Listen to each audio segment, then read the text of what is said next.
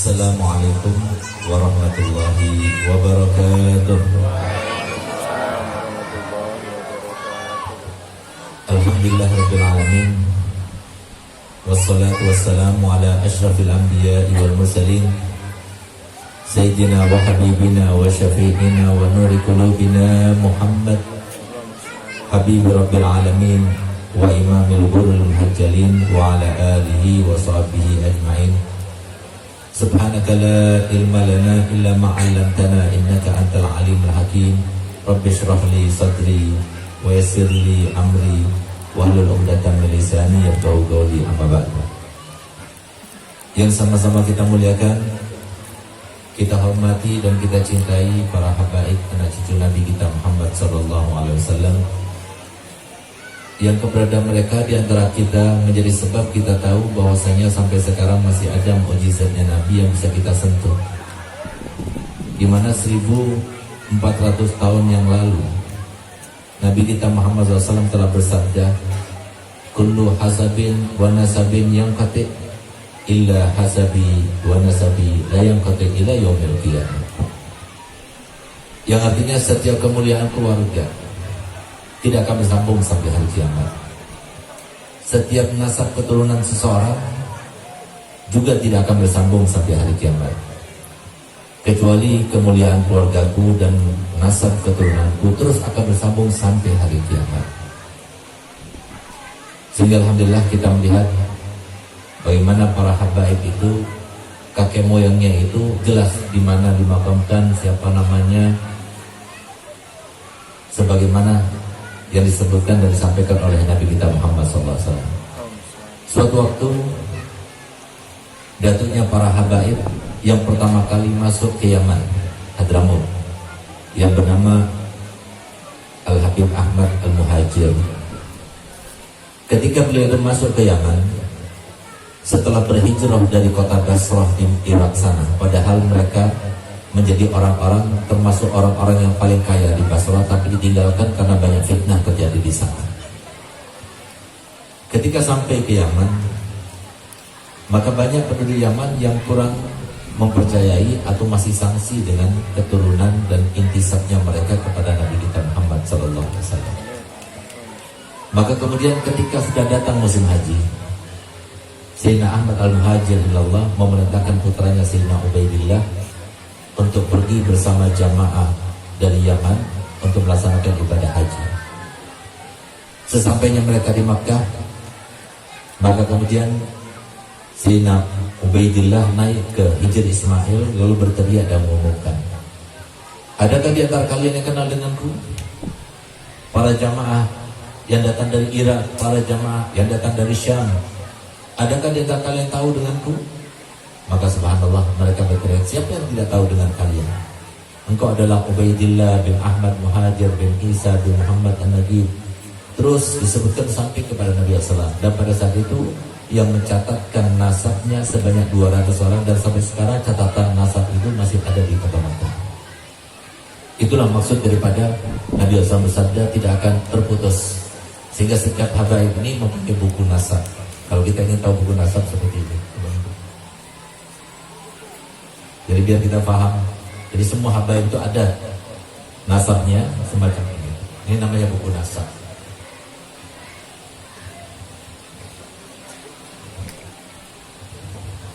Ini buku nasab.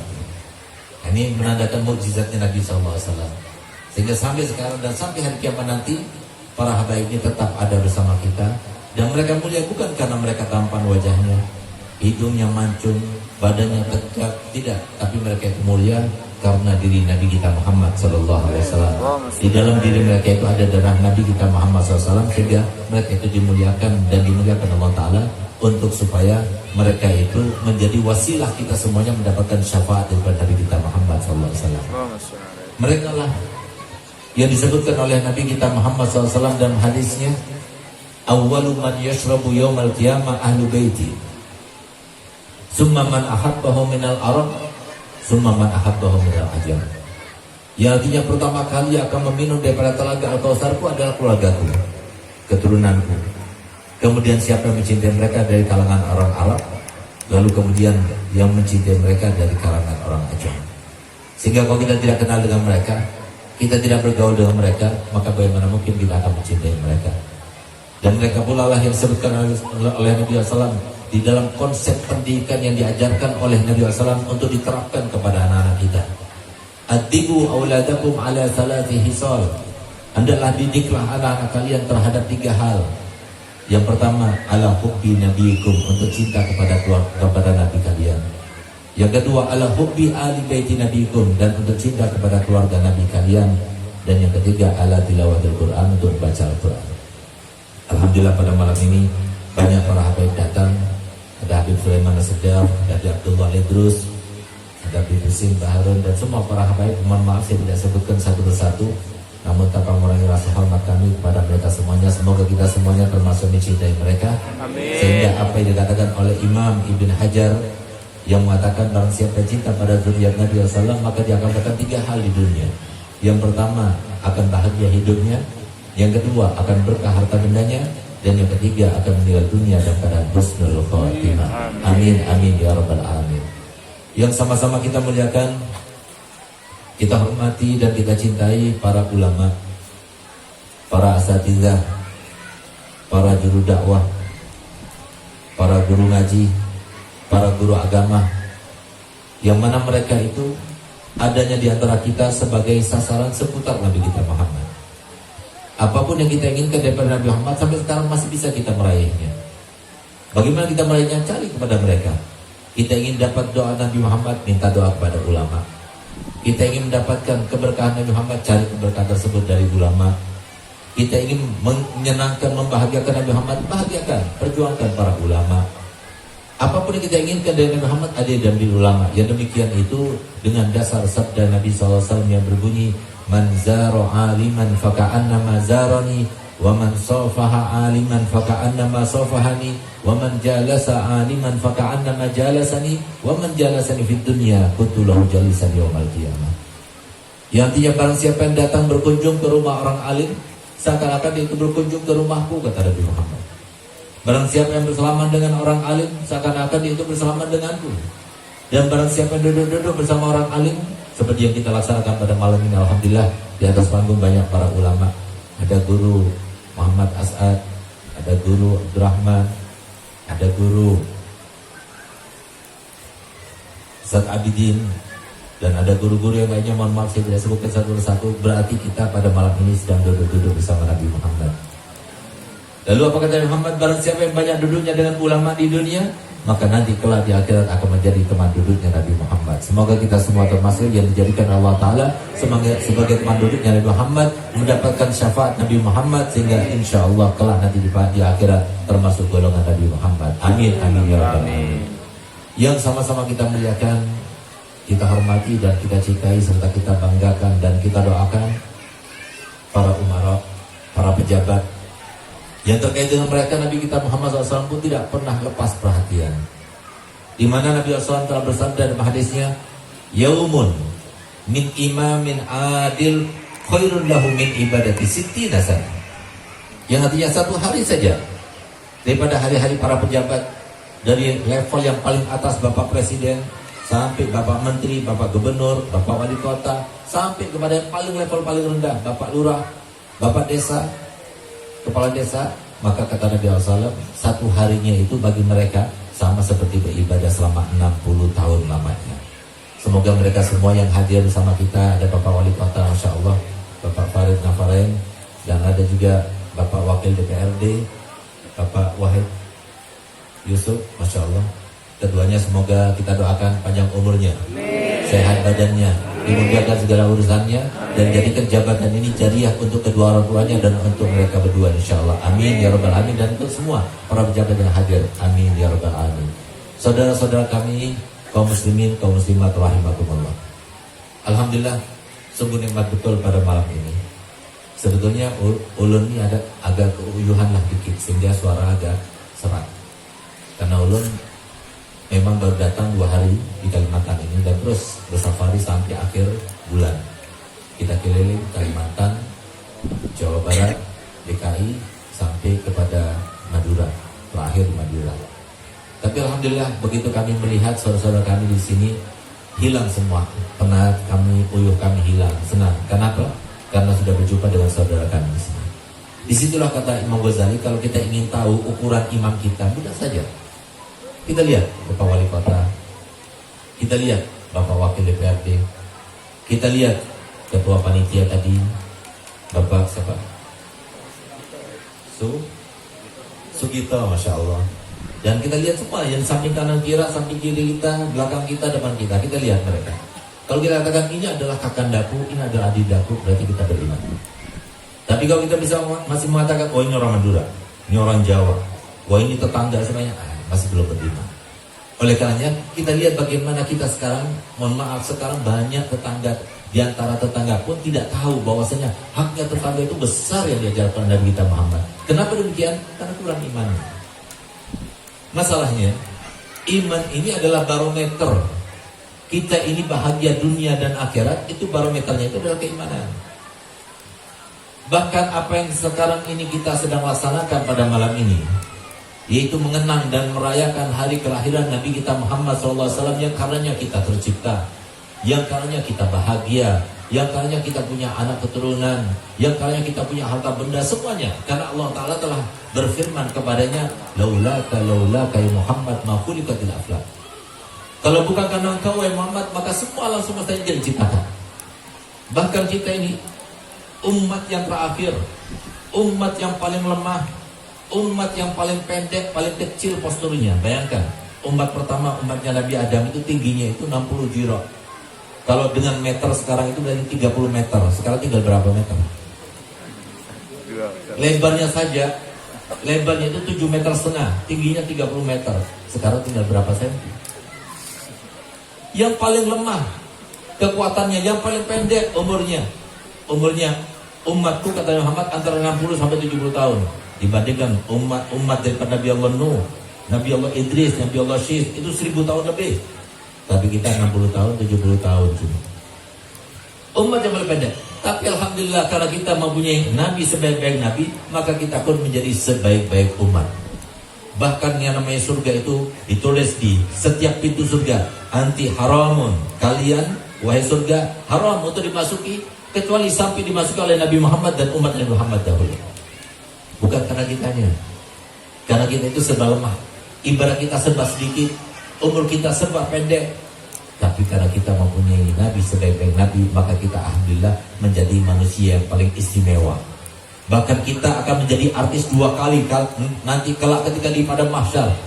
Padang mahsyar itu adalah suatu padang gurun yang sama rata.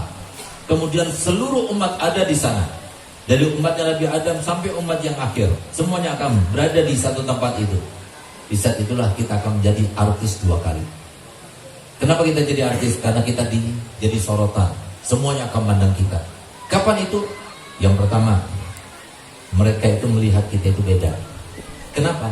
Berkatnya Nabi Muhammad, usahanya Nabi Muhammad, upayanya Nabi Muhammad, karena cintanya Nabi Muhammad kepada umatnya, sehingga beliau memohon kepada Allah Ta'ala, ya Rabb, nanti umatku banyak di antara umat-umat yang lainnya, maka aku minta kepadamu ya Rabb, supaya ada bedanya antara umatku dengan umat-umat yang lainnya. Kenapa diminta oleh Allah Ta'ala hal tersebut? Supaya Nabi bisa lagi lebih banyak memberikan pertolongan kepada kita dan syafaat kepada kita.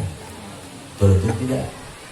Sampai-sampai ada di antara kita yang kadang-kadang merasa rugi, berurunan membantu sedikit daripada harta kita. Sampai-sampai ada di antara kita yang berat sekali mau datang ke rumah, ke tempat majlis ini berat. Padahal lihat bagaimana Nabi kita Muhammad usahanya, upayanya untuk kita.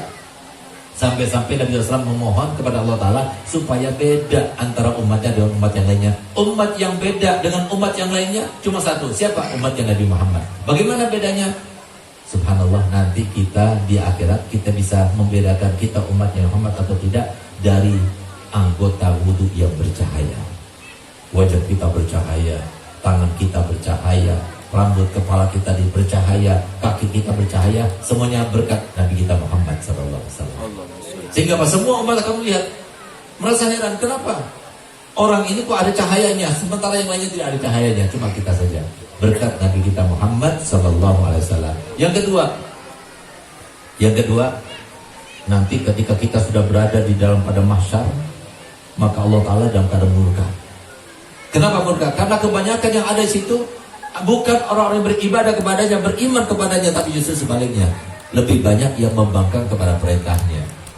Sehingga kemudian dikatakan kepada mereka, kenapa kalian membangkang perintahku? Bukankah aku ciptakan kalian semua untuk beribadah kepadaku? Mereka menjawab, ya Rabb, bagaimana kami tahu?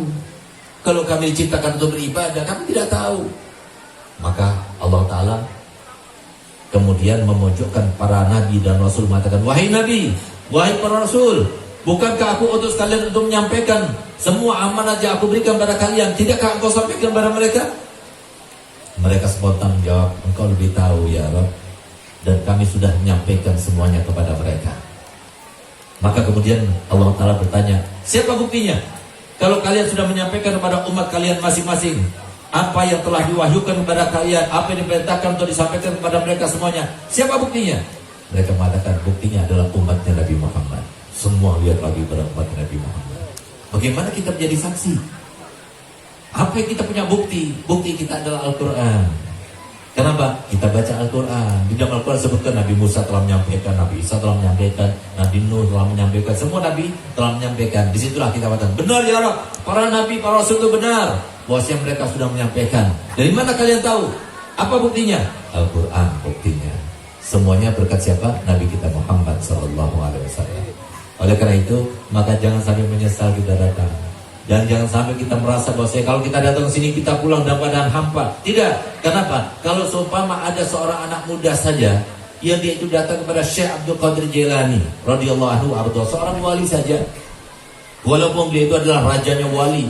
Setiap saat, setiap waktu di dunia ini ada 124.000 wali Allah, bukan wali kota. Kalau wali kota terbatas. Tapi kalau wali Allah itu 124.000 wali. Setiap saat selalu ada. Rajanya, pemimpinnya itu disebut kutub. Nah ini Syekh Abdul Qadir Jailani termasuk kutub. Suatu waktu datang anak muda kepada beliau dalam keadaan menangis sejadi-jadinya. Sehingga kemudian ditanya oleh Syekh Abdul Qadir Jailani, wahai anak muda, kenapa kau menangis? Apa yang hilang darimu? Orang tuamu meninggal? Rumahmu terbakar? Dijawab tidak. Tapi aku wahai Syekh, 3 malam berturut-turut saya bermimpi ayah saya sedang diazab dengan api, dibakar oleh api dalam kuburnya. Maka kemudian Syekh Abdul Qadir Jailani menunduk kepalanya, lalu dia mengatakan, benar, ayahmu sekarang sedang diazab karena kelakuannya tidak baik selama di dunia. Tambah menangis anak muda itu. Wahai Syekh, aku datang kepada kamu untuk meminta pertolonganmu. Doalah kepada Allah supaya diringankan azabnya dan diangkat azabnya oleh Allah. Maka kemudian Syekh Abdul Qadir Jailani bertanya begini, apakah ayahmu pernah belajar kepadaku? Dijawab oleh anak muda itu, tidak, belum pernah. Kemudian ditanya lagi, apakah ayahmu itu pernah makan bersamaku? Dijawab, tidak, belum pernah. Ditanya lagi, apakah ayahmu itu pernah bersama denganku? Dijawab, tidak, belum pernah. Ditanya lagi, apakah ayahmu pernah jalan di depan rumahku? Jalan saja depan rumahnya. Dan tidak, belum pernah. Maka kemudian Syekh Abdul Qadir Jailani menundukkan kepalanya lagi, baru kemudian dia berkata, baik, aku sudah dapat caranya. Ayahmu senang kepada orang lain itu cinta kepada aku. Dari situ aku bisa memberikan pertolongan untuknya. Akhirnya dia berdoa kepada Allah Ta'ala, lalu dia katakan kepada anak muda, pulanglah, insya Allah ayahmu dalam keadaan yang berbeda. Malamnya dia bermimpi lagi, ayahnya sudah mengatakan dalam keadaan yang berbeda dan mengatakan, terima kasih nak, berkat doanya Syekh Abdul Jailani, Allah sudah angkat azab dariku. Kalau ini seorang wali yang memohon kepada Allah, bagaimana kalau kita semuanya itu datang untuk Nabi Muhammad? Para panitia capek membuat ini semuanya untuk Nabi Muhammad. Ibu-ibu yang masak-masak itu untuk Nabi Muhammad. Yang mengatur parkir itu semua untuk Nabi Muhammad. Bahkan wali kota yang capeknya luar biasa datang juga ke sini untuk Nabi Muhammad. Apakah kemudian kita keluar dalam keadaan tidak dibalas oleh Muhammad? Padahal Nabi Muhammad telah bersabda dalam hadisnya, ana khairul mukafi fa in ahsana ahadukum ila ahadin falam yukafi'u fa ana ukafi'u yaumil qiyamah. Aku ini adalah manusia yang paling pandai membalas jasa.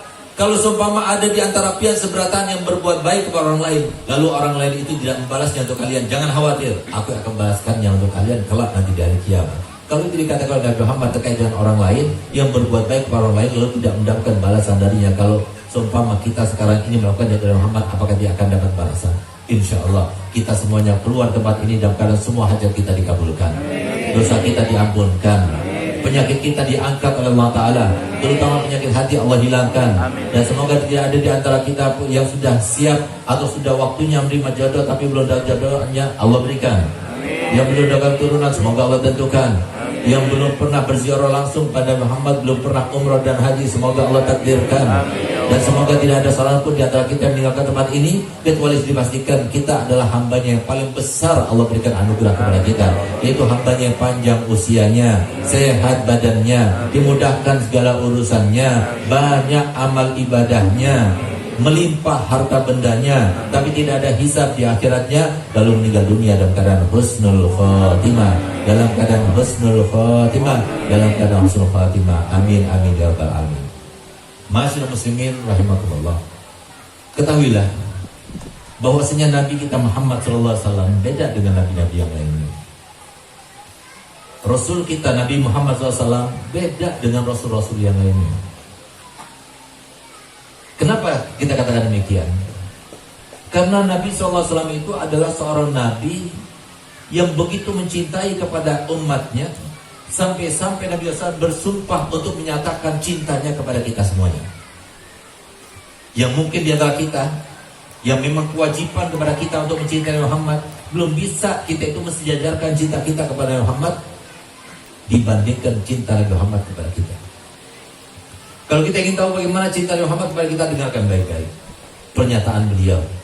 Wallahi inni la arhamukum asyaddu rahmatan min rahmati abaikum lakum wa min anfusikum li anfusikum. Demi Allah aku bersumpah, aku mencintai kalian semuanya melebihi daripada cinta orang tua kalian terhadap kalian, bahkan melebihi daripada cinta kalian sendiri terhadap diri kalian. Apakah Nabi SAW seperti orang sekarang ini yang banyak cuma mengaku-ngaku saja tapi tidak ada buktinya? Tidak. Bahkan Nabi SAW dalam hadis itu dia bersumpah, wallahi law yushaku ahadukum bi syaukatin fi rijlihi la ajidu ala mahami qalbi. Demi Allah, kalau seumpama kaki kalian terkena duri, sakit bukan? Demi Allah, aku juga rasakan sakitnya dalam hatiku. Ada di antara kita yang ketika kaki kita terkena duri, kemudian orang tua kita menjerit karena kesakitan juga? Adakah di antara kita yang ketika kaki kita terkena duri, kemudian suami kita atau istri kita juga menjerit karena kesakitan juga? Tidak ada kecuali Nabi kita Muhammad SAW. Cuma masalahnya, Nabi kita itu rahmatnya bukan cuma di dunia. Di dunia memang rahmat, tapi lebih rahmat bukan cuma di dunia yang hidupnya itu cuma 60 tahun sampai 70 tahun. Tapi hidupnya Nabi Muhammad itu rahmat bagi kita bukan cuma untuk di dunia, tapi yang lebih penting lagi hidup untuk di akhirat yang abadi nanti. Bayangkan apa, Bu, Rasulullah itu mengatakan satu hari di dunia, satu hari di akhirat nanti sama seperti 1000 tahun di dunia. Jadi kalau kita hidup sampai 100 tahun misalnya, berarti 10%-nya satu hari di akhirat. Apalagi nggak sampai 100 tahun. Kemudian kita akan hilangkan, kita korbankan kenikmatan yang abadi itu dengan kenikmatan cuma di dunia. Oleh karenanya harus pahami benar-benar kenapa Nabi SAW diutus, kenapa Nabi SAW mencintai umatnya, kenapa Nabi SAW ucapan terakhir ketika beliau meninggal, ummati, ummati, umatku ya Rabb, umatku ya Rabb, itu maksudnya menitip kepada Allah, memohon kepada Allah supaya umatnya ini termasuk umat yang senang hidupnya di dunia, senang hidupnya di alam barzah, senang hidupnya di alam mahsyar, senang hidupnya sampai di akhirat bertetangga dengan Nabi Muhammad telah. Itu maksudnya.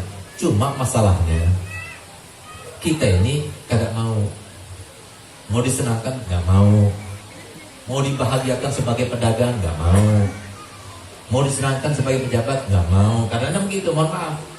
Kenapa demikian? Karena semua kesenangan dan kebahagiaan, apapun yang kita inginkan, terkait dengan apapun juga, itu semuanya sumbernya itu daripada ilmunya Nabi kita Muhammad SAW.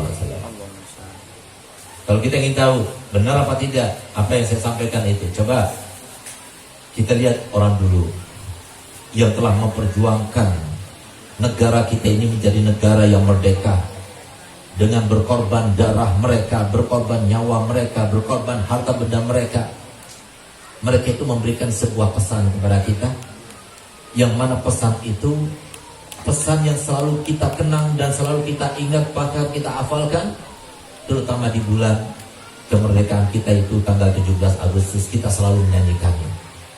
Di situ ada pesan, di mana pesan itu menjadi tolak ukur, menjadi barometer kita ini termasuk orang bahagia dunia dan akhirat atau tidak. Di situ ada pesannya.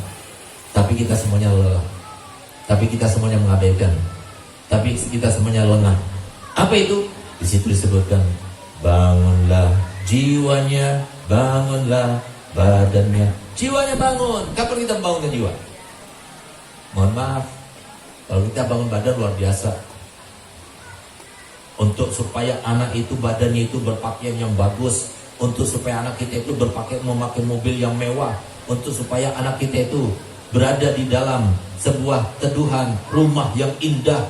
Kita semua melaksanakannya, tapi ternyata kita lupa.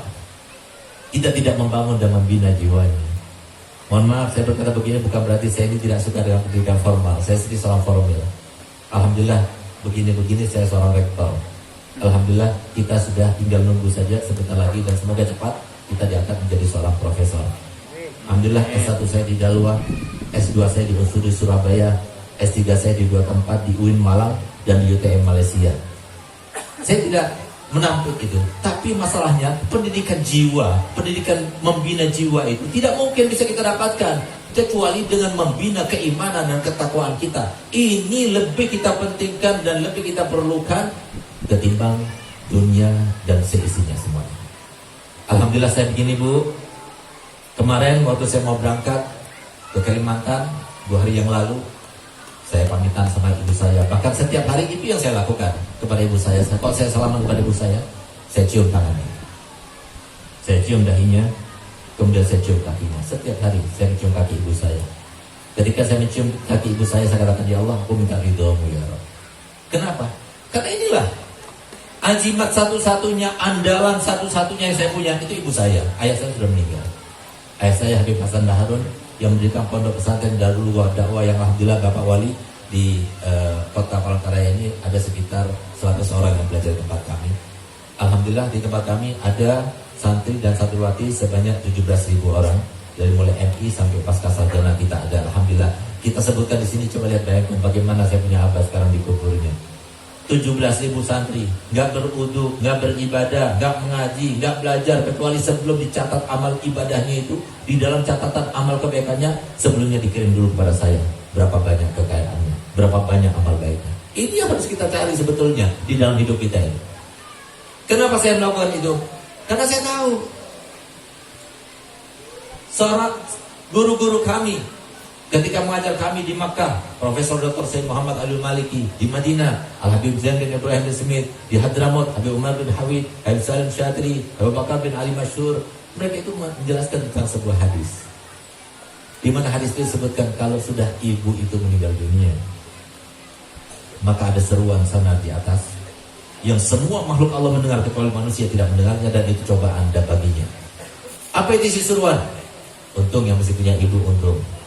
Apa seruannya? Katanya, telah meninggal ibumu yang karena aku mudahkan kau mendapatkan rezekiku.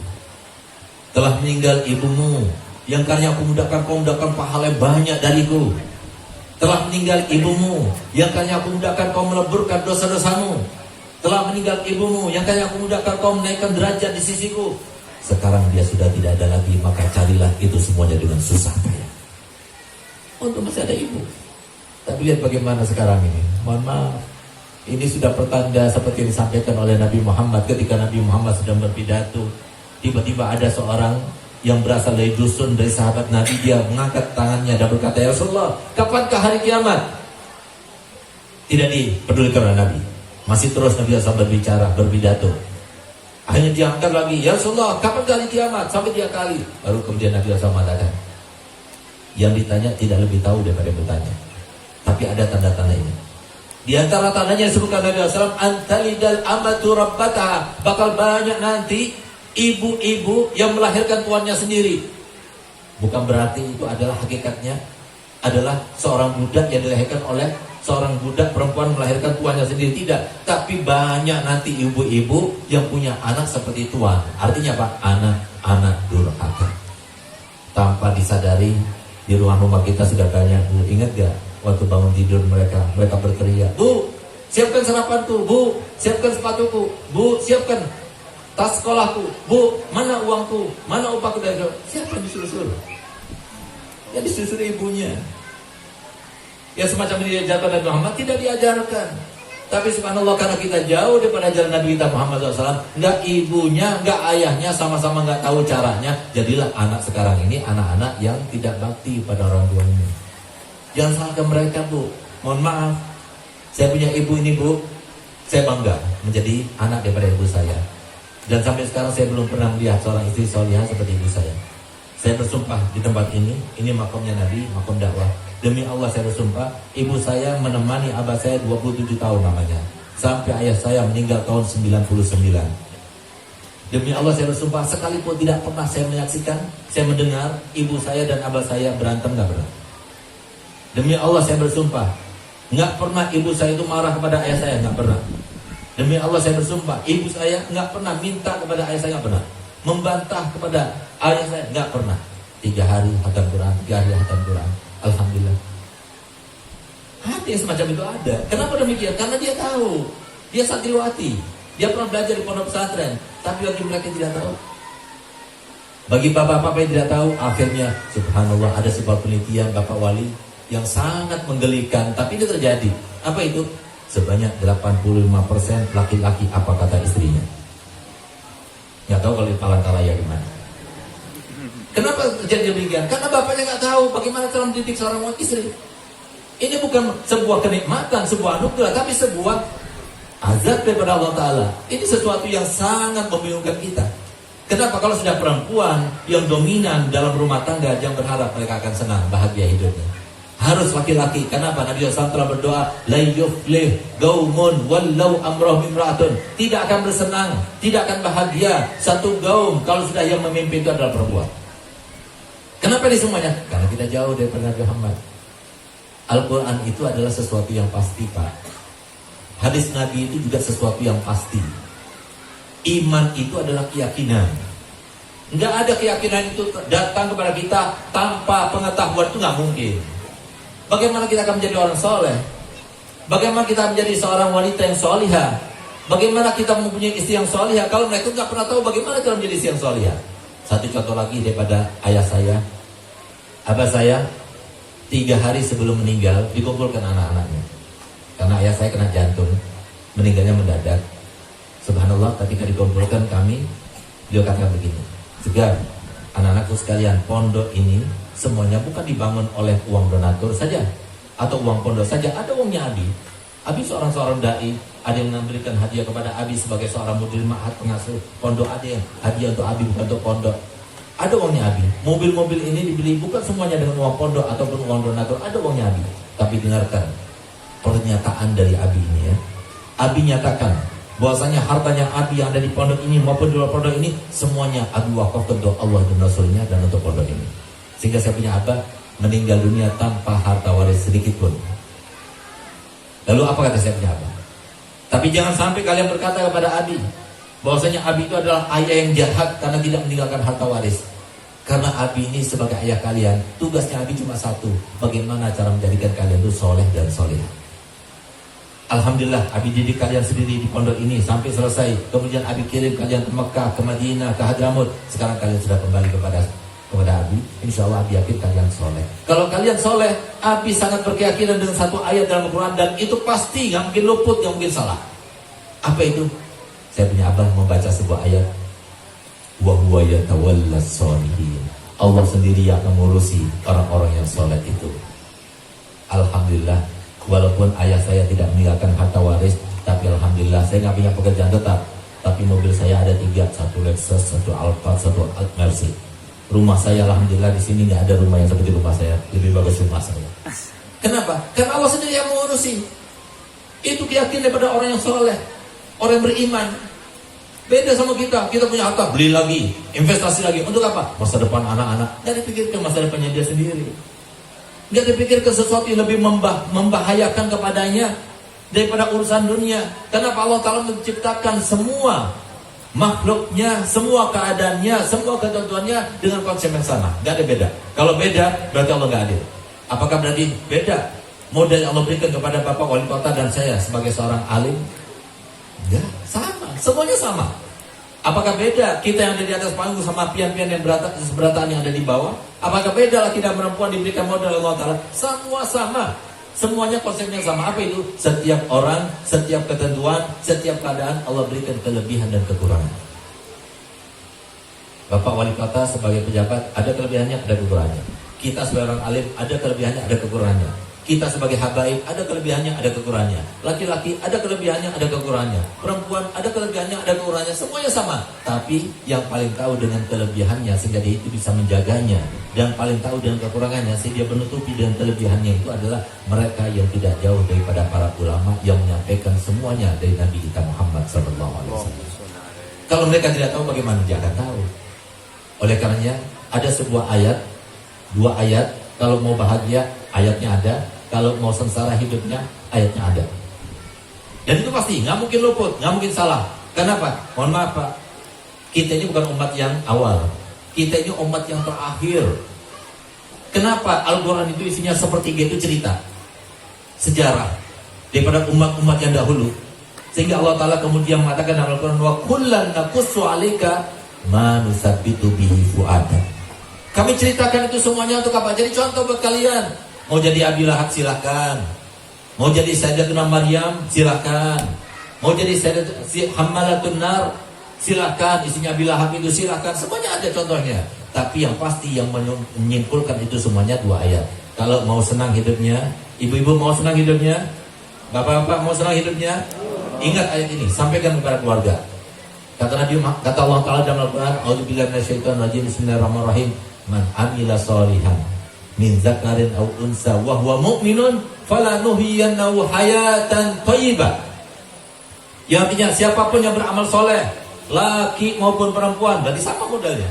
Laki perempuan semuanya sama, asalkan dilandasi dengan keimanan, maka kami akan berikan kehidupan yang sangat menyamankan. Nyaman hidupnya di dunia, nyaman hidupnya di alam barzahnya, nyaman hidupnya di alam mahsyarnya, sampai nyaman hidupnya di akhiratnya karena bertetangga dengan Nabi Muhammad. Masalahnya di sini, beramal soleh semuanya bisa beramal soleh. Sekarang kita beramal soleh, kita hadir di sini. Tapi syarat kedua ini loh, banyak orang yang tidak paham. Apa itu? Wa huwa mu'minun, dilandasi dengan keimanan. Apa itu keimanan? Keimanan itu sudah dijelaskan Nabi Muhammad, al-imanu huwal yakinu kulluh, al-yakinu huwal imanu kulluh. Yang namanya iman itu yakin, yakin itu iman. Kalau ibu-ibu pengen tahu yakin itu kayak gimana sih, Bir? Sama seperti ini. Bu, saya mau tanya, sekarang malam apa siang? Yakin? Berani bersumpah? Berani bersumpah, itu yakin. Kita itu harus yakin bahwa saya semua diajarkan Nabi Muhammad benar. Kita harus yakin, namanya dosa itu buat kita sengsara. Kita harus yakin, kalau kita sholat waktu, kita akan senang hidupnya, dimudahkan semua urusannya. Tapi kalau kita sudah meninggalkan sholat waktu, kita harus yakin, kita pasti akan berkena dengan musibah dan cobaan dan sebagainya. Semuanya disebutkan. Bagaimana anak-anak kita akan yakin, keluarga kita akan yakin, keturunan kita akan yakin, kalau mereka itu tidak pernah dekat kepada sumber Al-Quran maupun hadis Nabi Muhammad SAW. Apalagi sampai ada isu-isu pendidikan agama mau dihapus. Gimana mau tahu, gimana mau paham jalan yang benar itu? Oleh karena hati-hati. Ini sekarang itu yang membedakan itu adalah kalau kita mau Indonesia 2 tahun kemudian nih, pemilu yang akan datang ini akan menghasilkan presiden yang hebat, negara kita menjadi negara yang berdaulat, bermartabat, maka yang perlu kita ganti bukan anggota legislatifnya. Yang perlu kita ganti bukan bapak presidennya. Yang perlu kita ganti bukan bapak menterinya. Yang perlu kita ganti bukan para eksekutifnya maupun partainya, tidak. Tapi yang perlu berubah, kitanya berubah. Kenapa? Lagi-lagi kita kembali pada kepastian. Dalam Al-Quran dipastikan, walau anna ahlal qura amanu wattaqau lafatahna alaihim barakatim minas samai wal ardi. Kalau seandainya mereka penduduk suatu negeri, penduduk suatu kecamatan, kabupaten, provinsi, semuanya mereka itu beriman dan bertakwa, niscaya kami akan berikan yang namanya keberkahan langit, keberkahan bumi kami akan berikan. Oleh karenanya sekarang ini sebelum mereka berkampanye, kita kampanye dulu Pak. Gimana kampanyenya? Ayo, siapa yang bisa membantu Nabi Muhammad, maka pasti akan mendapatkan tempat yang khusus dalam diri Nabi Muhammad. Bagaimana cara bantu Muhammad? Bantu Muhammad cuma berikan satu ajakan, satu seruan kepada seluruh masyarakat. Ayo, kalau mau senang hidupnya, mau bahagia hidupnya, jangan sampai kita meninggalkan 4M. Nah, ini baik-baik. Bawa ini 4M. Mau senang hidupnya, bahagia hidupnya, harus 4M. Kalau nggak salah satu daripada 4M, kita nggak bakal senang hidupnya. Mau jauh daripada fitnah, mau jauh daripada dosa, lakukan salah satu daripada 4M. Apa itu 4M? Yang pertama, mondok. Coba lihat, mohon maaf, bedakan antara anak pondok sama anak sekolah pendidikan formal. Kalau kita masuk anak pondok, coba lihat, banyak wali-wali murid di sini. Bedakan antara anaknya dulu sebelum dia mondok dan setelah mondok. Beda. Gimana sama orang tua? Kenapa diajarkan? Bagaimana orang tua itu? Nomor satu, setelah hak Allah dan Rasulnya, itu orang tua. Wajib dihormati, wajib dimuliakan. Itu diajarkan di mana? Kalau ada anak pondok, ya, kalau gurunya datang mereka berdiri menghormat. Beda sama pendidikan yang lainnya. Kalau nggak mau mondok, sudah, saya nggak bisa pisah dari anak-anak kami, nggak bisa berjawab, ya sudah. Ambil yang kedua, apa itu? Yang kedua, madrasah diniyah Madin.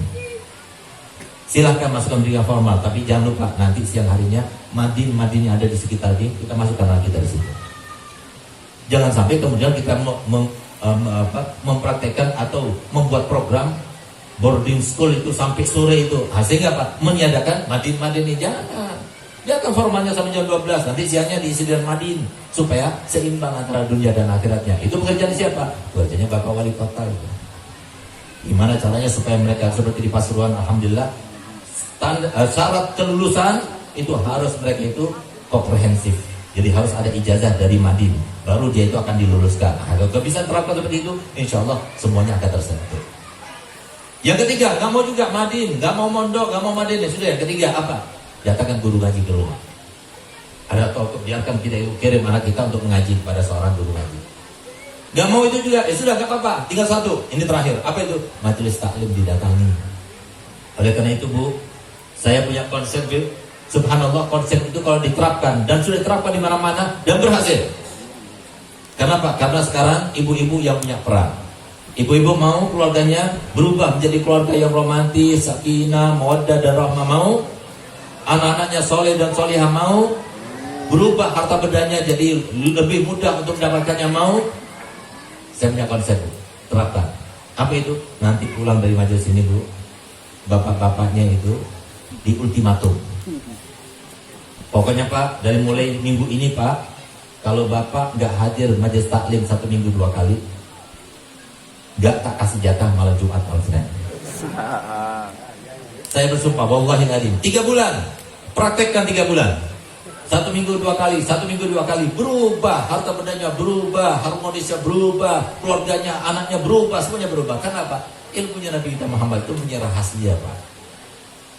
Oleh karena Nabi SAW itu tidak pernah meminta kepada kita satu hal pun, kecuali harta benda tidak, jabatan tidak, tapi satu yang diminta dari kita. Apa itu? Balighu anni walau ayat, sampaikan dariku walaupun hanya 1 ayat. Kenapa Nabi SAW meminta demikian? Kenapa Nabi SAW tidak meminta kepada para ulama, ajarkan mereka, nasihati mereka? Tidak, tapi sampaikan dariku walaupun hanya 1 ayat. Karena yang punya rahasia itu adalah Al-Quran dan hadis Nabi ini. Bagaimana caranya mereka itu mendengar? Bagaimana caranya mereka itu mendengar hadisnya Nabi? Kalau sudah mereka mendengar, itu langsung teriring dengan hidayah. Kenapa? Hidayah itu tempatnya bukan cuma di sini. Hidayah itu milik Allah semata. Nabi SAW sendiri, beliau adalah seseorang yang begitu rakus umatnya semuanya itu masuk ke dalam surga. Tidak ada seorang pun di antara kita kecuali Nabi Muhammad sudah mendoakan kita. Nabi Muhammad sudah bersumpah untuk kita. Ketika turun sebuah ayat yang berbunyi wala sawfa yu'tika rabbuka fatarda, dan pasti kami akan berikan semua permintaan wahai Muhammad sampai engkau benar ridho. Di saat itulah Nabi Muhammad bersumpah, wallahi inni la arda wahidan min ummati finnar. Demi Allah aku bersumpah, aku tidak ridho satu saja daripada umatku berada di neraka, semuanya masuk surga bersama Muhammad. Oleh karenanya, ayo sekarang ini bulan Maulid, bulan yang penuh dengan rahmat, yang insya Allah terus-terusan kita akan mendapat rahmat. Setiap malam ada Maulid, ini kesempatan untuk kita mendapatkan rahmat. Tapi ada 5 sifat, kalau kita bersifatkan 5 hal ini, maka rahmat apapun tidak akan sampai kepada kita. Paling tidak kita pulang dari rumah kita, jangan sampai kita menjadi salah satu daripada 5 golongan. Siapa mereka? Yang pertama, mereka anak-anak yang durhaka pada orang tuanya. Jangan sampai di antara kita ada yang seperti itu. Yang kedua, istri yang durhaka kepada suaminya. Jangan sampai ada yang seperti itu. Yang ketiga, mereka yang memutuskan tali silaturahminya. Jangan sampai di antara kita ada yang seperti itu. Kenapa? Imam Ghazali mengatakan 5 golongan ini walaupun masuk keluar 1000 kali bulan Ramadan, walaupun mereka itu meninggal dalam Ka'bah sekalipun, maka tidak akan mendapat rahmat apapun. Dan yang keempat, dua orang sesama muslim tidak saling tegur sapa lebih daripada 3 hari 3 malam. Hati-hati, nanti gagal kampanye enggak sapaan sampai lebih dari 3 hari 3 malam. Hati-hati, tegur sapa itu wajib hukumnya, nggak boleh lebih daripada 3 hari 3 malam. Kalau 3 hari 3 malam dilakukan kata Muhammad, kalau dia mati langsung masuk dalam neraka, naudzubillah. Dan yang kelima adalah mereka yang mengkonsumsi narkoba atau minuman keras, sama sekali dia akan dapat barokah rahmat Allah. Hanya kita mohon pada Allah Ta'ala, semoga berkatnya majelis ini, berkat habaib yang datang, berkat para pejabat yang soleh, berkat di antara kita yang dikatakan Nabi Muhammad tidak berkumpul umat 40 orang kecuali pasti di situ ada kekasih Allah. Ya Allah, berkatnya mereka ya Allah, jadikanlah kami semua termasuk yang Kau rahmati ya Allah. Jadikanlah kami semua termasuk yang Kau rahmati ya Allah. Ya Allah, berikanlah keimanan dan ketakwaan kepada kami ya Allah. Kalau Engkau berkehendak mudah saja, orang beriman mudah saja, orang bertakwa mudah saja kalau Engkau berkehendak ya Allah. Berikanlah kami hidayah dan taufik ya Allah, sehingga kami semuanya menjadi orang yang beriman dan berhidayah ya Allah. Ya Allah, jadikanlah kami semua ya Allah dan anak-anak keturunan kami, jagalah daripada segala macam fitnah akhir zaman yang akan mencegah kita untuk mendapatkan rahmat-Mu ya Allah. Ya Allah, orang tua kami sudah meninggal, jadikanlah mereka termasuk orang yang Kau ampunkan semua dosanya ya Allah. Ya Allah, lipat gandakan pahalanya. Jadikanlah dosa-dosa yang pernah mereka lakukan, rubahlah menjadi hasanat bagi mereka. Jadikanlah kuburan mereka ya Allah sebagai raudatan min riyadil jannah, wa la taj'al quburahum hufratan min hufarin niran. Ya Allah, jangan biarkan kami meninggal ke tempat ini kecuali kami Kau berikan keimanan dan kepastian. Meski kami tidak akan kemana-mana, yang untuk kami sampai kepada kami, yang bukan untuk kami tidak akan sampai kepada kami. Ya Allah, berikan kami keyakinan bahwasanya hanya mengikuti ajaran Nabi kita Muhammad SAW kita akan bahagia hidupnya. Dan kalau kita tidak mengikuti ajaran Nabi kita Muhammad SAW, maka kita akan susah hidupnya, lebih susah lagi nanti kelak di akhirat. Ya Allah, jadikanlah kami semua saling mencintai, saling menganggap saudara di antara yang lainnya ya Allah. Ya Allah, jadikanlah kami semua ya Allah panjang umurnya, sehat badannya, dimudahkan segala urusannya, banyak modalnya, berjumpa denganmu ya Allah, banyak harta bendanya melimpah, dan nanti di akhirat tidak ada hisabnya. Lalu kami semua meninggal dunia dalam keadaan husnul khotimah, dalam keadaan husnul khotimah, dalam keadaan husnul khotimah, dalam keadaan husnul khotimah. Amin ya rabbal alamin. Sallallahu alaihi wasallam Muhammadin wa alihi wasallam. Alhamdulillah. Amin. Sebelum saya tutup, saya berikan ijazah. Salawat yang sudah dibagikan itu salawat yang dihimpikan oleh salah satu putra abah saya, Habib Hasan Darun, tahun 2016. Salawat itu namanya salawat busyro. Namanya saja artinya salawat kebahagiaan dan salawat kabar gembira. Dimana pada malam itu yang bermimpi itu, ketika dia itu bangun dari tidurnya tepat jam 2 malam. Dan subhanallah, ketika dia bangun, semerbak bau gahru itu menyebar di kamarnya dan tidak hilang sampai 3 hari 3 malam. Kata Nabi Muhammad kepada yang bermimpi, yang baca salawat busyro ini habis salat subuh sebanyak 41 kali, maka sama seperti khasiatnya orang yang baca Yasin sebanyak 41 kali dalam mengabulkan hajat, mudahkan urusan, menggapai harapan, menghilangkan diri dan menjauhkan diri kita daripada hal-hal yang mengkhawatirkan dan menakutkan kepada kita. Jadi sangat mujarab. Termasuk yang yang mempraktekannya, yang datang kepada kami, ada seorang gadis umurnya 22 tahun. 11 tahun dia kena penyakit lumpuh, gak bisa jalan. Sampai dia mendengar di suatu medsos tentang salawat busyro ini, akhirnya dia baca. Subhanallah, 3 bulan dia bangun tidurnya tanpa terasa, gak sadar dia, langsung jalan. Begitu dia sadar, langsung dia berteriak histeris. Datang ke rumah saya, dia menceritakan. Nah, jadi sangat mujarab luar biasa. Sebelum saya bacakan dan saya ijazahkan, saya akan terjemahkan dulu artinya.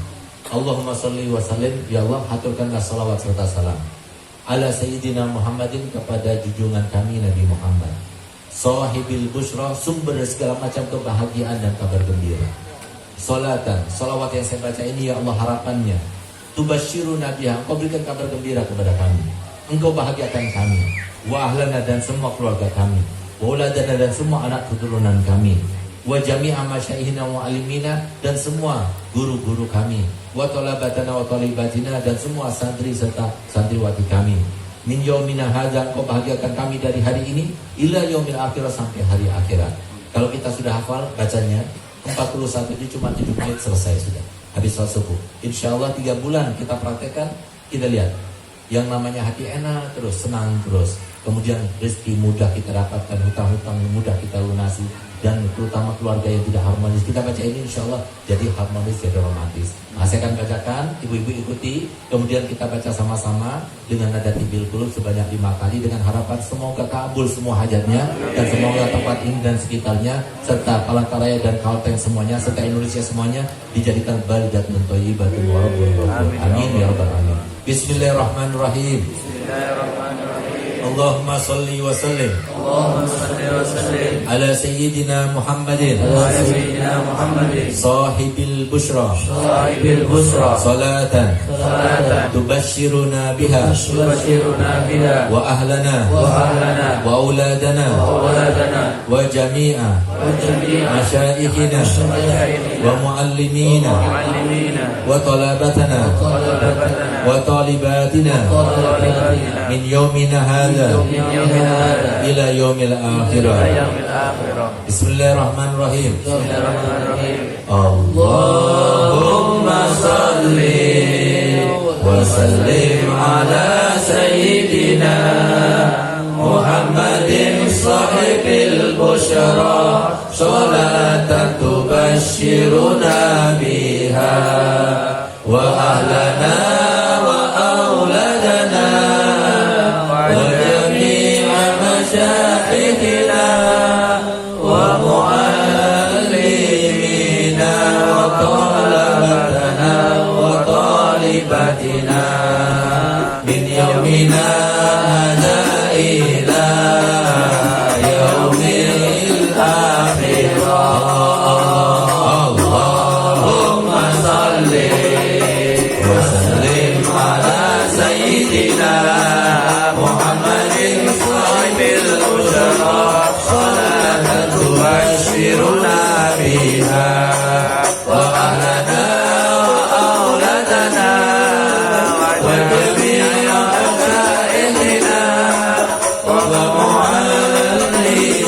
wa muallimina wa talabatana wa talibatina min yaumina hadza ila yaumil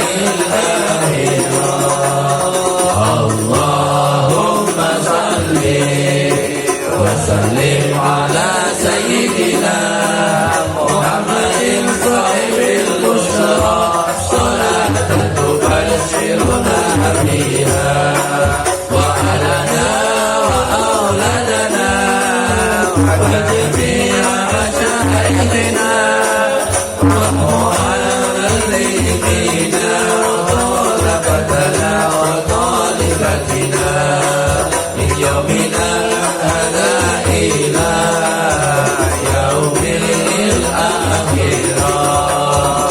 Allahumma salli wa sallim ala sayyidina Muhammadin sahibil bushra salatan tubashshiruna biha wa ahlana wa auladana wa jami'a masyayikhina wa muallimina wa talabatana wa talibatina min yaumina hadza ila yaumil akhirah.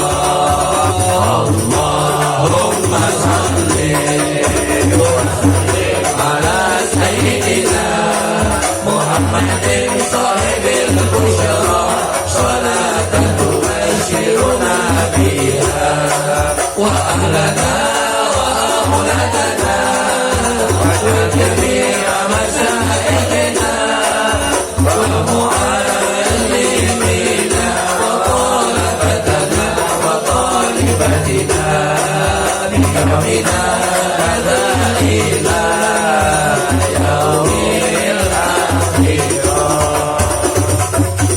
Kalau bacanya benar seperti yang saya baca, caranya bacanya itu dari 1 sampai 38 baca biasa saja. Nanti 39, 40, 41 dengan nada tibil qulub. Jadi biar tidak terlalu lama bacanya. Kalau benar bacanya seperti yang saya baca, maka pihak seberataan yang offline maupun online saya hadiahkan, ijazahkan kepada kalian semua untuk bacanya. Dan silahkan mau mengijazahkan kepada yang lainnya, silahkan. Saya jadikan, yang penting jangan dikomersilkan, takut ketulak salawatnya Nabi, jangan dijual belikan ya. Ayo sama-sama kita jawab. Saya terima ijazahnya Habib. Saya terima ijazah. kurang lebihnya saya mohon maaf. Wabillahi taufiq wal hidayah. Wassalamualaikum warahmatullahi wabarakatuh.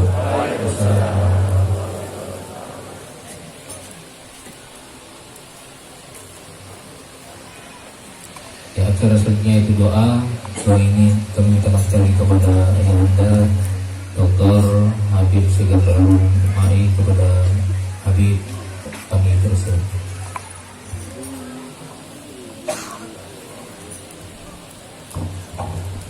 Bismillahirrahmanirrahim.